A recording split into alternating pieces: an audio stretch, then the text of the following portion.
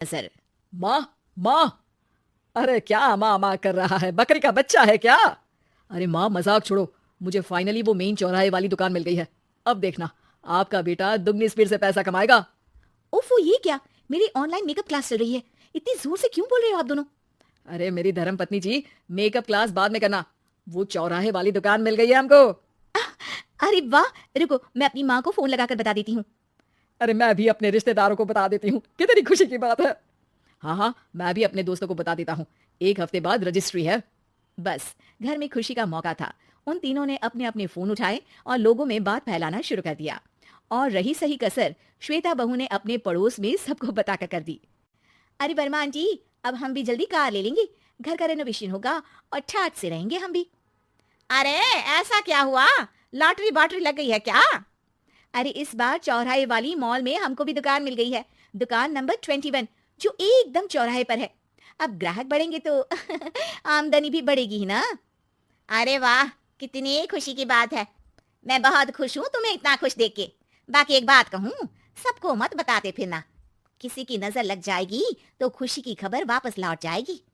हैं? ऐसे थोड़ी ना होता है। अब डरा रही हो? अरे सही कह रही हूँ। काली नजर कहते हैं इस चीज को, जब आप किसी को कुछ बताओ और वो काम बिगड़ जाए। अरे लेकिन मैं तो। तुमने सबको बता दिया ना?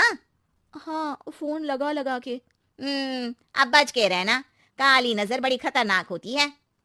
श्वेता इतनी खुश रहती है कि वो वर्मा आंटी की बात पर ध्यान ही नहीं देती, जबकि पड़ोस में और भी लोगों से खुशी की खबर शेयर करती रहती है। अगले दिन राजेश बहुत दुखी होकर घर आता है। अरे बेटा, क्या हुआ? मुंह क्यों सूजा हुआ है? मधुमक्खी ने काट लिया क्या? माँ, वो दुकान किसी और के पास चली गई। किसी ने ज्यादा भाव लगा दिया। अरे पर बात तो आपसे हुई थी ना उस दुकान वाले की। हाँ, आज मैं टोकन अमाउंट देने गया था, तब मुझे पता चला। कोई आकर सुबह मुझसे पहले ही ज्यादा अमाउंट दे गया। काली नजर। क्या? क्या कहा? वर्मा आंटी ने समझाया था कि किसी को बताना मत, वरना काली नजर लग जाएगी। अच्छा, तुम्हें उनकी बात मान लेनी चाहिए थी। उनकी बात मान लेती, लेकिन उसके पहले ही सबको बता चुके थे ना हम तीनों। अरे अगली बार से ध्यान रखेंगे। कोई भी नई चीज होगी तो किसी को नहीं बताएंगे। तीनों कुछ दिन ऐसे ही रहते हैं, पर एक दिन श्वेता को एक मेल आता है। राजेश, मेरा ऑनलाइन मेकअप कोर्स कंप्लीट हो गया। अब मैं खुद का पार्लर खोल सकती हूँ। अरे वाह, अपने मोहल्ले में ही खोलते हैं।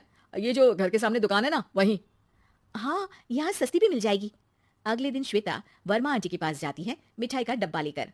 अरे आओ आओ, कैसे आना हुआ? जोर से नहीं बोलूंगी। वो सामने वाली दुकान है ना, वहां मैं अपनी पार्लर की दुकान खोलने वाली हूँ। उसकी मिठाई है। अरे वाह, बहुत बधाई हो तुमको। हाँ, मैं कमाने लगूंगी तो राजेश पर पूरे घर का बोझ नहीं रहेगा ना आंटी जी। ये तो है। पर ये बता कि तूने ये बात किसी और को तो नहीं बताई ना? अरे नहीं नहीं, पिछली बार गलती कर दी थी। काली नजर लगी किसी की और राजेश के हाथ से वो दुकान चली गई थी। सबको मत बताना। चलो मैं चलती हूँ, कल दुकान की बात करने भी तो जाना है। अगले दिन श्वेता दुकान के लिए मालिक से बात करने जाती है। अरे लेकिन दुकान तो हम कल रात को ही किसी को दे चुके हैं। कल ही? हाँ, कल ही। 2 दिन बाद कोई यहाँ पार्लर भी खोल लेगा। अब कहीं और दुकान देख लीजिए। अरे पर हमको भी तो पार्लर ही खोलना था। हाँ भैया, एक ही दुकान है, आधी आधी तो नहीं दे सकता ना मैं। राजेश और श्वेता घर पर हताश होकर आ जाते हैं। इस बार तो किसी को बताया भी नहीं था, अब किसकी काली नजर लग सकती है? सुनो, तुमने माँ को बताया था क्या? अरे कैसी बात कर रही हो? माँ की नजर थोड़ी ना लगेगी। पक्का तुमने किसी को नहीं बताया था ना? सिर्फ वर्मा आंटी को बताया था। उन्होंने ही मुझे किसी को नहीं बताने को कहा। अरे यार, तुम भी सही हो। मेरी माँ को नहीं बताने को कह रही हो, पर वर्मा आंटी को बताना तुम्हें जरूरी लगा। अरे वर्मा आंटी ने ही तो काली नजर के बारे में बताया था ना। वो हमेशा हमारा भला ही तो चाहती है। मेरी माँ भी हमारा भला ही चाहती है। अरे पर चिल्ला क्यों रहे हो? बात नहीं कर सकते क्या आराम से? नहीं आता आराम से बात करना, और करना भी नहीं चाहता हूं मैं। दुकान जाने का दुख गुस्से में बदल गया था और राजेश और श्वेता में बात बंद हो गई थी। 2 दिन बाद मोहल्ले में पार्लर का इनोग्रेशन हुआ, जिसमें मोहल्ले के सभी लोगों को बुलाया गया, पर श्वेता, राजेश और माँ नहीं जाते। माँ, अंदर आ जाओ, क्या देख रही हो?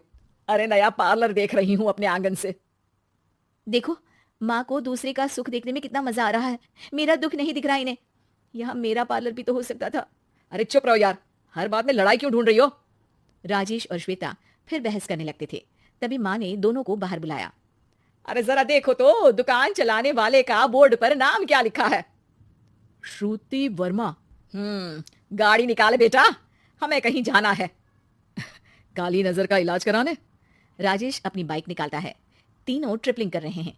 माँ राजेश को उस मॉल वाली दुकान पर लेकर जाती है जहां राजेश अपनी दुकान खोलने वाला था। यही दुकान लेना चाहता था ना तू? हाँ, पर इनको भी दुखी करने लेकर आई हो क्या यहाँ पर दुकान दिखाकर? वहाँ काफी नहीं था? अरे श्वेता, थोड़ा सब्र रख, अभी पता चलेगा कि हम यहाँ क्यों आए हैं। बता, इस दुकान चलाने वाले का नाम क्या है? अनुपम वर्मा। कुछ समझ में आया? वो दुकान वाली श्रुति वर्मा, ये दुकान वाला अनुपम वर्मा, और हमारे पड़ोस में हमने उस दुकानों के बारे में बताया किसको था? वर्मा आंटी को। मतलब वर्मा आंटी ही हमारा काम बिगाड़ रही है? नहीं नहीं, ऐसा नहीं हो सकता, ये बस इत्तेफाक है। राजेश अपना फोन निकालता है और श्रुति वर्मा और अनुपम वर्मा के नाम फेसबुक पर सर्च करता है, जहां ये दोनों ही वर्मा आंटी के रिश्तेदार होते हैं। श्वेता को समझ में आ जाता है कि वर्मा आंटी की ही नजर काली नजर है।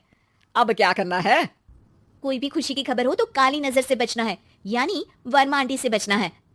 अरे पर मुझे ये समझ में नहीं आया कि वो हमारे साथ ऐसा क्यों करेंगी। अरे बेटा, एक सीख है, दूर के आदमी को आपकी तरक्की से कम परेशानी होगी, पड़ोसी को ज्यादा।